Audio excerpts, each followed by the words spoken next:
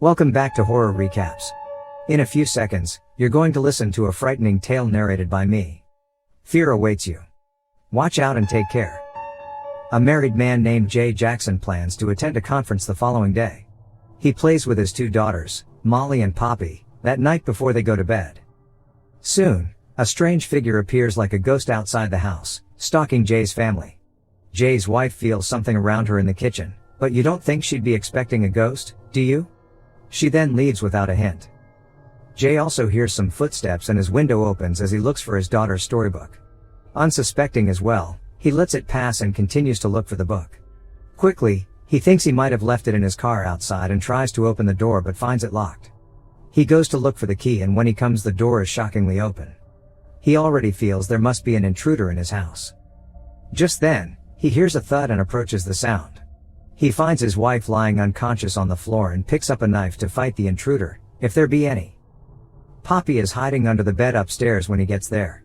As he tries to call his hiding daughter out from under the bed, he is knocked out by the intruder and captured. Jay wakes up later that night with his head in a sack. He immediately pulls off the sack and finds himself in a basement, chained to a wall with three others, a woman, Kat Gill, with two men, Adam Hines and Paul Anderson. Paul is on the brink of death when Jay gets there due to extreme torture. He can't speak and can hardly move his arms, legs, and even jaws. He only wheezes from time to time because most of his organs have been taken by the villain. Soon he asks them the who, why and how behind the entire abduction program, but they also can't tell. All that Adam knows is, he was working the night shift as a security guard at a graveyard when he was taken. Kat, too, says she was at a parking lot after a night out. Jay then begins to complain, saying he doesn't deserve the treatment because he's a good person and he also hasn't done anything wrong. Soon, he finds blood in the middle of the cell, which Adam calls the villain's playground because it's where he asks them to do whatever he wants with whoever he wants. Just then, the lights go off and on, and the windows creak causing fear in the prisoners, as a warning, except for Jay since he's new to the situation. Jay wants to confront the villain faster than anything else so he anticipates his entrance. He doesn't even know who he's fighting yet. Unfortunately, only the window opens and a piece of meat is thrown into the cell, which they begin to share between themselves. But, Jay can't eat because he's vegan and tosses his piece back at the other two. For Paul who cannot eat, they say he only gets injections to keep him alive. Then, Jay begins to work on how to get out of the cell. He starts by scraping off the mortar between the bricks on the wall, like in Prison Break, with his fingernail until it peels off. That's when it dawns on him that the only way out of the cell is through the door. He doesn't give up, however, but he goes instead to dig in the center of the cell and finds a bone and a skull. Soon, Jay finds a CCTV in a corner of the cell and informs the others. Then they understand that's how the villain has been watching them the entire time. Jay then confronts him via the camera to piss him off and have him open the door while Adam and Kat try to call him to order.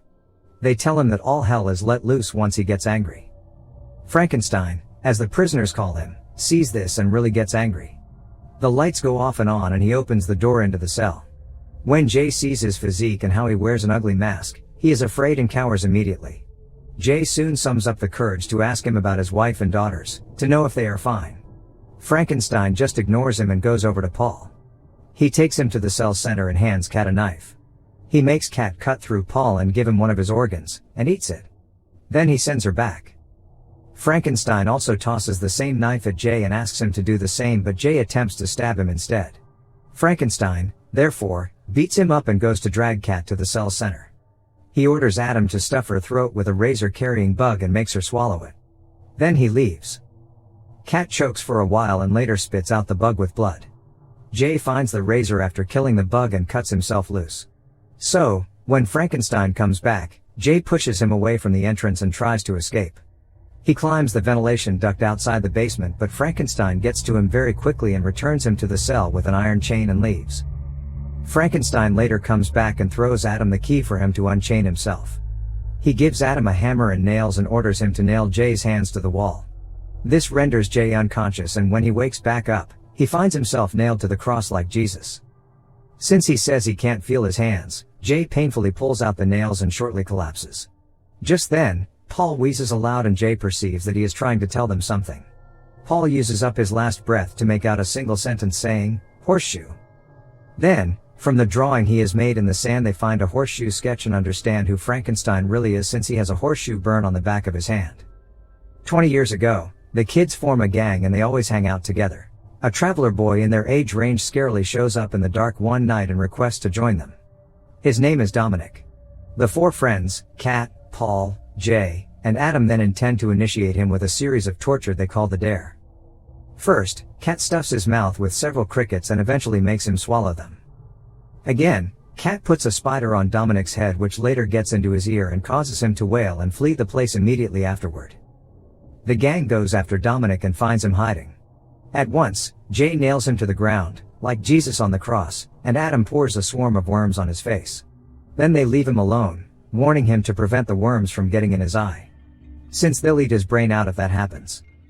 Dominic makes it through that night and goes back home. Then he becomes one of them, having passed the dare. One day, Dominic's parents send him out of their home and Kat comes around to keep him company. She takes him to an old farmhouse and asks him to enter the house as the last dare to prove he's brave. The other three also watch as he enters the farmhouse and they all leave him, though Jay hesitates to do so. The reason they have brought him to the farmhouse is that they hear the place is haunted by a farmer who sometime went crazy after his wife's death and eliminated his only son. In the farmhouse, the farmer abducts Dominic immediately and locks him up. He later takes him up as his son and turns him against his parents and friends because they abandoned him. One day, Dominic tries to run away from the farmer, but when he realizes this, he stabs him with a fork. Soon, the farmer is able to tame Dominic's mind and make him his son. He teaches him to be strong and also to let evil out of a man with torture. When he's older, Dominic begins to revolt against his evil father. His father beats him up sometime because he fails to do his work. Dominic gets angry and goes into the farmer's study. There he finds the news of how the farmer murdered his son and also burned Dominic's parents alive when they tried looking for him. Once the farmer realizes this, he beats him to a pulp and tries to eliminate him in a hot liquid.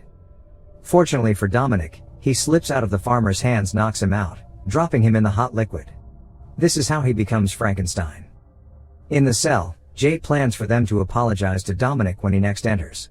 The rest don't see anything good in this, so when Dominic arrives, they stay quiet while Jay pleads with him.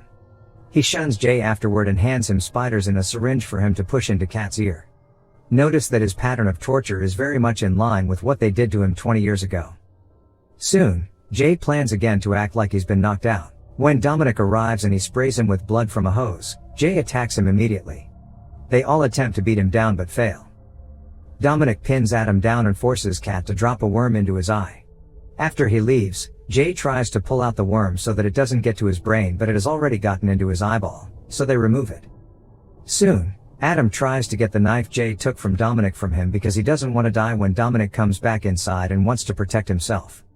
He struggles with Jay for the knife and Kat hits him with a block for him to stop. Unfortunately, the knife accidentally kills him in the struggle. Kat then feels guilty and starts to accuse Jay and herself of abandoning Dominic, pointing the knife at him. Dominic enters the cell just then and grabs the knife from her.